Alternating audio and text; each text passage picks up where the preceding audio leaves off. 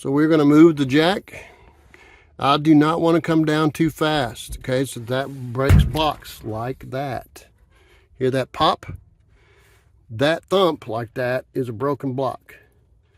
Now I did not purposely do that. Usually that means that there was some imperfection on the block, but we'll have to find the crack, and we got a little bit of one right there, but that's not an issue.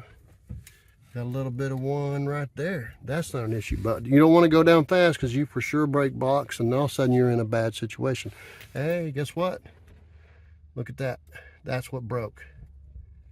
All right, that's pretty neat. You guys got a chance, but we're gonna have to go back up, but you got a chance to see what can happen if you're not paying attention. Now I was paying attention, but it's still, I guess the one block's a little different. See the top maybe a little different, and it caused this over here, maybe this side's higher, make that crack there, and that